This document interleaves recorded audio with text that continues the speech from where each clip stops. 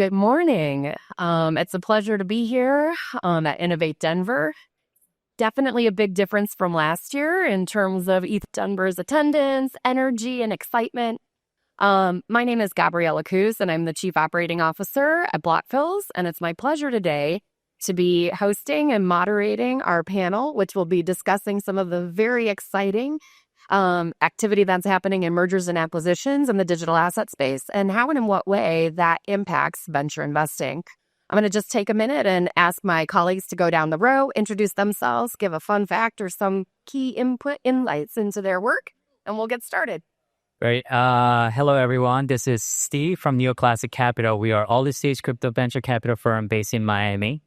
And we started last year. We're focusing on consumer, app, and financial service. And before that, I was working at the Block Tower, which is crypto hedge fund, for 5 years. And prior to that, I worked at Goldman Sachs for 10 years in Tokyo and Singapore as a portfolio manager.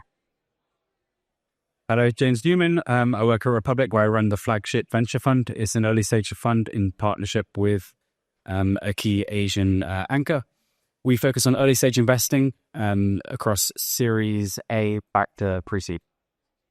I'm Jake. I'm a partner at L1D. We're a fund based out of Switzerland, focused on investing in hedge funds in the crypto, in the digital asset space, as well as a venture direct strategy focused on mid to later stage investments. Before I joined L1D, I started a company called Spearbit, which is a security auditor and security solutions scale company. And then before that, I was on the trading side.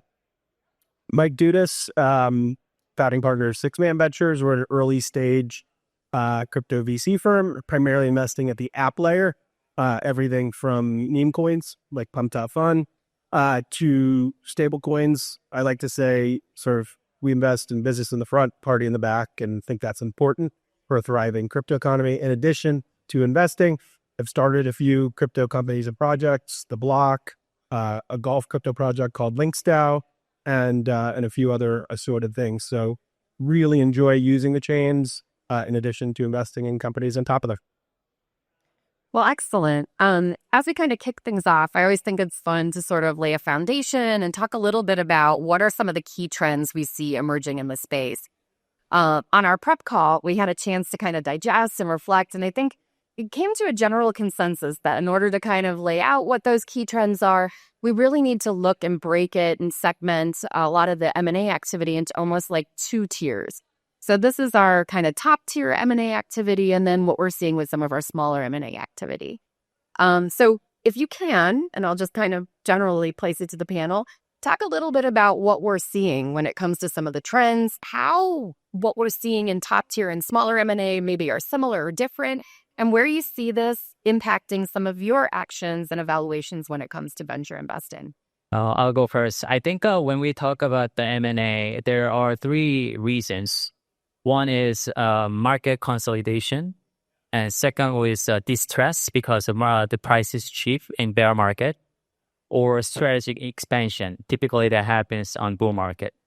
At the current stage of crypto, I see that market consolidation and distress deal is prevalent because the market condition isn't that great. Strategic expansion is less in appetite. So for VC, what matters? I think we will talk later more about the detail, but I think as early stage VC investors, we think that most value comes from token value. But if the founder is aimed to get the M&A rather than supporting the token price by putting a lot of value to it, I think a VC is going to be struggle to find not struggling, but they have to be determined which part of they are focusing on. So I think that's important thing we are looking at. And a specific example for market consolidation is I see that a lot of M&A with a big crypto company with a very small project. I don't think it's a strategic expansion. It's more about the small projects are struggling to increase a user base or network or etc. So they have to kind of an easy target for echo hire, which is just helping the bigger house is a cheap, buying the cheap price and echo hire of the talents. I think you can arguably bifurcate the two. If you think about the Stripe acquisition, that's really something that's more strategic in nature. And generally, they're more centralized companies, larger, that are bought by incumbents. And these are strategic in the nature that there are financially solvent companies looking to buy these. On the other side of the coin, it's more tactical or niche players that are being bought. And to your point, Stephen, about distressed companies, that's something that we're seeing a lot more of. But there's also the tactical nature of IP acquisition or talent acquisition. Yeah, maybe I'll just add one thing, which is, in the M&A sector, I think what we're not seeing happen is typically you would expect when you see a transaction like the bridge transaction that there would be a number of other companies trying to do the same thing, trying to imitate that, following that, and there'd be a lot of liquidity in the M&A sector in that category. And that's not really necessarily what we're seeing today. There's a number of other cases where it's just, a lot of the M&A activity seems to be very idiosyncratic. And from a, investor standpoint, it makes it very difficult to underwrite. Yeah, the only thing I'll add is that we're seeing a significant increase in that sort of tack-on M&A purchasing teams. And not all of them are just like acqui-hires, like there is like capital return to investors. And so I think that's a promising thing, which will give investors more confidence in investing, in equity-based companies and projects. Historically, crypto's been a really hard place to invest in equity because basically you have this like very narrow window because the markets are so cyclical, where if like you don't catch it in like year one or the first 18 months, and then, hey, you go into a bear market, it's pretty brutal. You don't get another chance to relaunch your product. The markets are fast and so volatile. So when you get these opportunities for these tack-on acquisitions, you're seeing Jupiter has bought, 5-6 teams, some other ones that aren't disclosed. And the reason that's happening is because you're getting some of these large equity companies, the Anchorages, the Stripes, et cetera, but also some of these large token companies. So Jupiter is a really significant, large entity with a highly valued token. And so they have a consideration they could pay. MoonPay is doing this as well on the equity side. I think you're going to see a lot more of those. We're not seeing still that much large M&A. It's why we keep referencing the same bridge deal. There's just not that much of it happening right now. I think that'll change. I don't want to take up the whole tail. No, I think I actually would want, as a follow-on question, just to kind of get your predictions then. So as we kind of move into a greater warming of the crypto environment, do you anticipate then there to be greater, larger, top-tier M&A activity? Maybe I'll start there. Founders are faced with a difficult question, right? You see a company or a product like Celestia trading at a multiple billion-dollar valuation with a token, and you poll 99 out of 100 people and they can't tell you what it does. The reality with that is M&A is less attractive to founders than a token launch is. And it seems like a token launch is easier. Conversely, if you introduce a token into your product or into your company, you're allocating resources to this token. It's not as easy as founders think it is to launch and have a successful token. And so it's kind of like this trap that we see a lot with founders where they essentially are tempted by the token and they're tempted by the liquidity that provides, whereas the equity might be the right decision. But most founders are going to lean towards the token side all the time. And in some of the work that you do, especially with investing and likely some level of advising as well, how do you, I guess, support some of these founders as they navigate, which route to take or as they explore whether they're going to pursue something like equity or token? At the moment, we try to avoid equity-only deal. So basically, as Jake's point, we help all the things we can help that make their traction back to token value. But going forward, if the M&A activity really arises, from our standpoint, we'll pick carefully of the sector of those company that has higher potential for M&A. For example, I think the obvious one is the DeFi projects acquiring different DeFi projects. For example, if you are lending protocol, then it makes sense that you want some derivative product, which is done by source some DeFi projects. That kind of merger acquisition, I think, is kind of very natural. And gaming sector is M&A is very possible. Big company acquired a certain crypto game, which is not impacting overall gaming company structure or business strategy. But if you want to tackle on some specific RWA project can be acquired by some big company, I would question because there are so many challenges that exist in terms of integrating this RWA thing within them project itself. And also the company-wise, they have to understand every related matters behind this RWA thing, regulatory hurdles, technological challenge, and etc. So the bottom line is, we'll from the beginning, we'll pick the project very carefully, whether this project can go to M&A route on top of token route or not. I think it's worth assessing also what founders' motivations are. For example, if it is M&A, then you arguably need a more equity-type route where there's more centralized control because it makes it easier to be bought by another company. I would say the ancillary side of that is obviously if a founder is looking for a 0 to 1 exit versus, for example, building a profitable, sustainable company and then exiting via other routes or hybrids or token divestitures or even secondaries or IPOs or SPACs, then arguably you need to advise them more about creating that value creation, the attributable kind of profitability, that path towards revenue and sustainable revenue creation. Yeah. So one just different thing I'll say is that brand matters a lot and brand affiliation association. I mentioned Jupiter, right? Moonshot, sold to Jupiter, and then Jupiter/Meteora had a bit of sort of PR trouble recently, and then that sort of bled through to Moonshot's brand. Crypto is just such an intense place, and it's so fluid and fast moving. You just have to really think deeply, and we advise our founders, especially when they're considering acquisition offers or mergers or big strategic relationships with some of these big brands, is to really, really think deeply about like the second level implications. Hey, where is this country domiciled? What are their laws, rules, and regulations? Again, the crypto M&A market's like we just said from a stage perspective, it's different, right? There's the tack on acquisitions and then a handful of really big ones.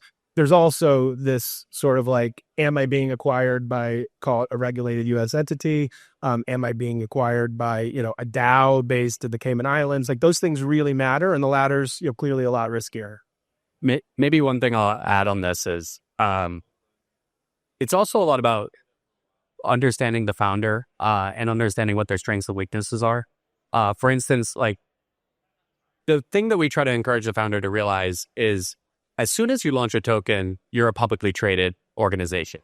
And you hear all the time in traditional venture, in many stories in the past of the CEO having to be changed because he wasn't the right CEO for a public company. This usually happens in traditional finance or in traditional venture in the later stages, once a company has matured for 10 years or something like this. In the crypto world, it can happen in the first year of being a founder. And there are just founders who are not cut out to do that. They are better cut out to work on an extremely good product, to be really focused on their team, to be an internal facing founder. And that founder is better fit for M&A, right? That's a product that you can bring him to a meeting and he can sell his company very well, but you put him on Twitter and he can't or she can't. You have to understand who you are and what your strengths are. And that should help really determine which direction you want to go with it. A great point. So I kind of jokingly referred to last year's InnovateDenver and this year being a very significant difference in terms of energy, excitement. That gets to the point of legal and regulatory. And so, not only in the US, but around the world, we're seeing different jurisdictions come forward with enhanced clarity, opportunities for growth, development, and maturation of the digital asset space. That, not surprisingly, has impacts on investing and on M&A activity. So I wanted to kind of, since we have a bit of a global, perspective here, to kind of go down the row and talk a little bit about what you're seeing, in particular in some of the regions where you and your firm have heavy presence, activity, and engagement. Great. I just talked about this on RWA table upstairs, but maybe to begin with, I think one thing I want to mention regarding to subject of a panel is jurisdiction arbitrage is a very important tactic for M&A, always in traditional finance, and will be in crypto finance even more because as a jurisdiction is always dynamically moving. So directly saying, to me is even starting with the Europe, we recently kind of started the MiCA. Someone from Europe upstairs shared that compared to what people see MiCA approval as a positive news, but reality is seems like European countries are having struggling in terms of they only look at the European region. So this MiCA is actually they only considering as Europe impact on Europe, which is they are not considering anything outside of Europe. So that's actually they point out is even challenge if they don't figure out how the MiCA can be integrated in the global crypto regulation. US, maybe some of us will cover, so skip it. To me, is in Asia, Singapore, Dubai, and Hong Kong are the most, I think, open country for a global crypto regulation. Because as you understand, history of those countries are basically they open everything. They welcome all the foreign investment and foreign investor and foreign business people. So that's how they build their country. So that's, I think, implemented as crypto regulation. Compared to that, Japan and Korea is a little more domestic and local. Even though Japan is the very progressive country in terms of a crypto regulation. For example, back in 2017, Japan is the first country in the world who put the crypto assets under traditional financial regulatory act. As a regulatory body, which is a very progressive move. Also, in RWA and STO space, they are the most progressive because the country is driven by major financial institutions such as Mitsubishi and SMBC.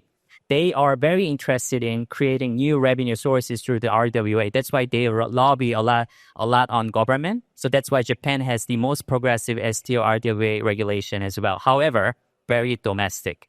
And South Korea, very similar. So in overall, I think a U.S. European is a more also kind of not open. They go their own route. And then Singapore, Dubai, Hong Kong is more open, very kind of merge with the global crypto regulation very quickly. Japan and Korea will follow the U.S. regulation. That's my prediction.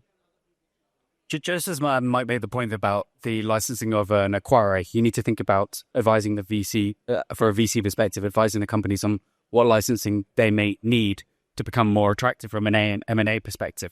For example, if you think about MiCA in Europe, it's kind of led the way for enhanced security regarding the regulatory stance of, for example, like stablecoins or payments or custodians. And these are areas in which I expect throughout this year and next year there to be enhanced M&A activity. And similar in the Middle East. While I don't want to opine too much there, this is an area in which there is a relatively good legal stance on digital assets. And a lot of companies have set up subsidiaries there. And acquiring licenses is often quite difficult in other regions. And it's often easier to acquire companies that already have it. And so that's something I also expect throughout this year and next. Yeah, I'll be a little bit more bold on my statement. So just coming at it from the European perspective, the EU is an absolute joke when it comes to regulations. They don't take anything seriously, and they don't talk to experts, and they don't really understand what they're regulating. Switzerland is separate from the EU, for those that aren't aware. Switzerland is very sophisticated in how they regulate digital assets. You see a lot of the foundations are based there for that reason. That being said, they're very conservative and they're very slow.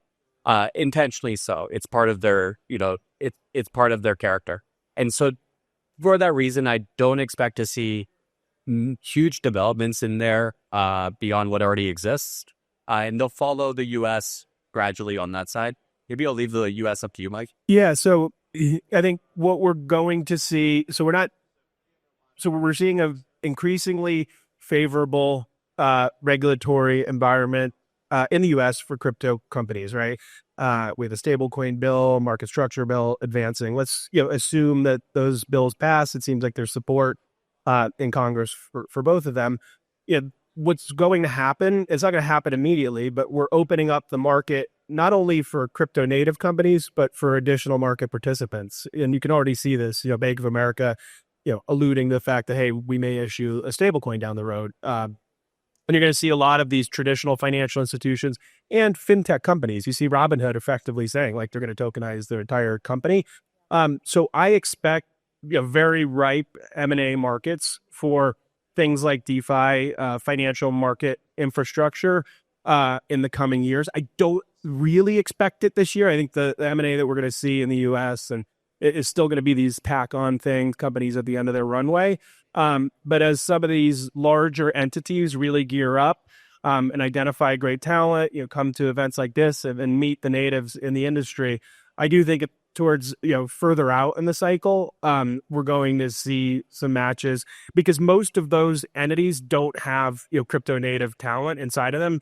They have like the crypto gal or guy or the blockchain expert, but there's not whole teams. They started to set those teams up in that 2021-22 era, and then everything blew up, and we sort of started over again. We're just starting to see those seeds be planted, and I think we have a more sustainable and favorable environment for that to happen. So, I expect, and the way what that means for underwriting for VCs and for founders is we can underwrite things like financial market infrastructure, things like regulated DeFi. So it's a really exciting time.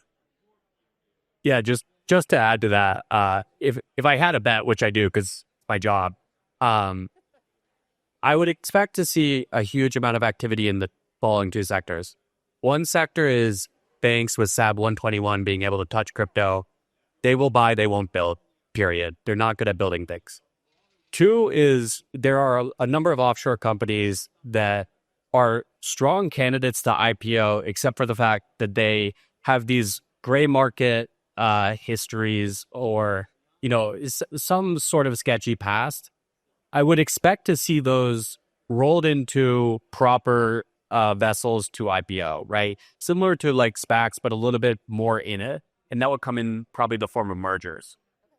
Yeah. So just to add on it is, as a VC, then how we should think about this. So we are a global investment firm. I have a lot of Asia kind of heritage. My partner is 100% New Yorker. So we always look at this jurisdiction arbitrage is opportunity for us, not just for M&A, but in terms of M&A, as a little add on to what Jake said is, for example, if the U.S. doesn't move quickly as people expected, then DeFi projects still need to acquire the user base outside of U.S. Then maybe this U.S. company want to acquire some distribution channel in Asia that they cannot enter to distribute their users. Or vice versa, if the Asia, company, crypto company, they don't know much about the U.S. market, they want to acquire some U.S. partner and which the regulation becoming more friendlier, so easier to acquire. So that's a kind of opportunity. So as a VC, we are looking also, we're evaluating a founding team and the projects, whether this team can communicate global.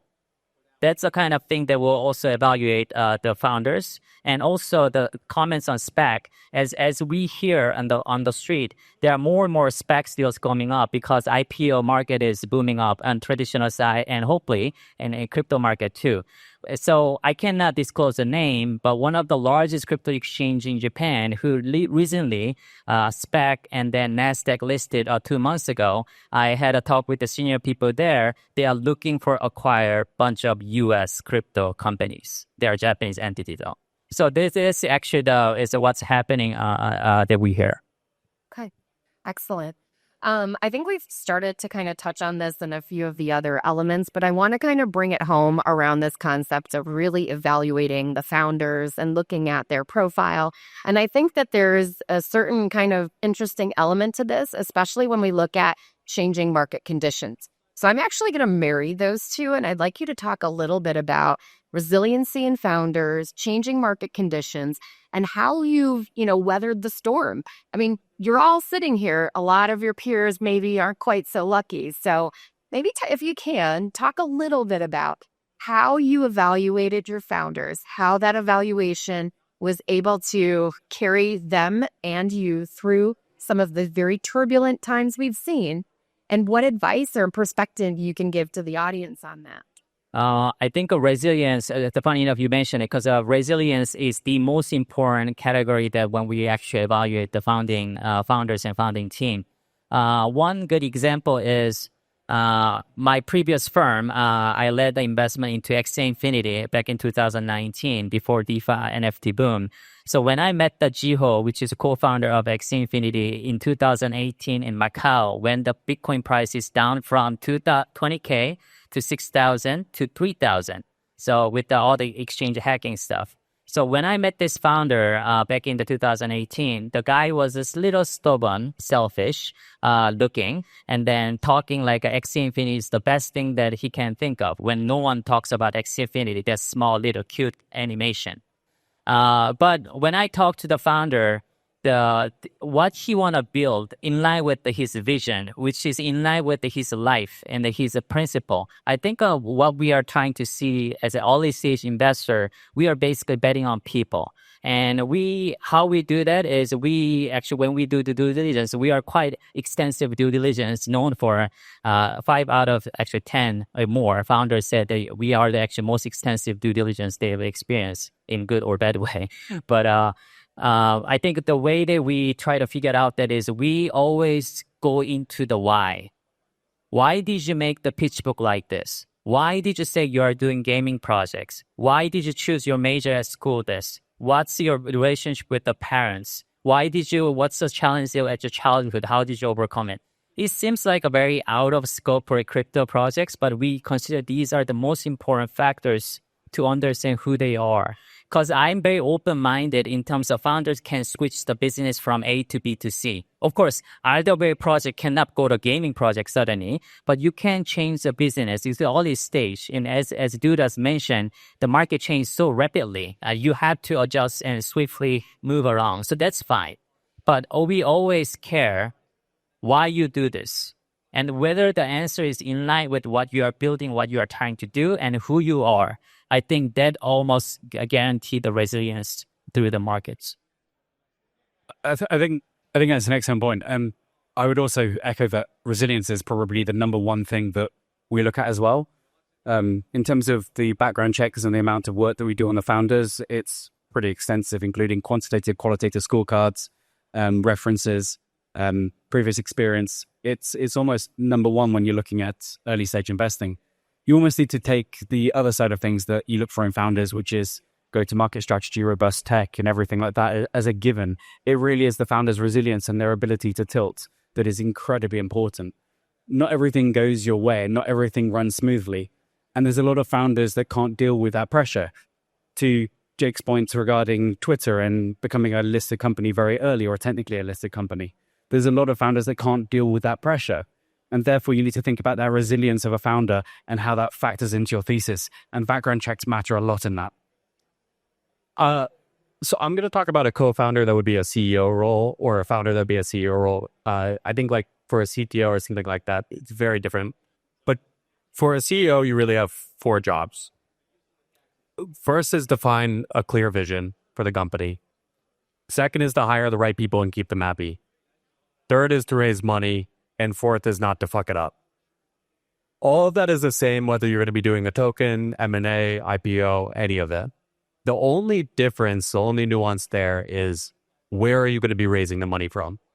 And so when we're evaluating a founder that's looking to do M&A or looking to do an IPO, they have to be exceptionally strong on raising money for equity in crypto. And that's very hard. There are not many founders who have that ability. On the other hand, if you're doing the token, you have to raise the money from the public. You have to be able to talk to liquid funds, you have to be able to talk to retail, and you have to be able to convince them on number one, your clear vision. Simultaneously, you have to manage the internal operations, right? So these are the dimensions that we're evaluating founders on. I'll add a couple things, but slightly different. Agree with most of what was said. What we're looking for is people. There's in many areas of crypto, they're extremely nascent. You're not going to find like experts, right? And it's really hard to look ahead to what's going to be the next big trends 1-2 years down the road. So what we're looking for is founders who are going to basically tell us a compelling story, give us an insight that sounds plausible about what the world might look like. And then we want to see, with those insights, just really deep conviction. If we push back, if we challenge, they don't have to agree with us, but we just, we really want to see certainty, a lot of certainty and confidence, because as we've talked about with the volatility constantly changing, all these external forces, it's a really, really intense place to build a company, crypto, and you really need that sort of thick skin, determination, confidence, and certainty. And with that, also, I really liked your number 4, don't fuck it up. Most important rule. Thank you guys for participating today. It's really been a pleasure to speak with you. I hope you've all enjoyed our discussion, and we look forward to the next panel. Thank you.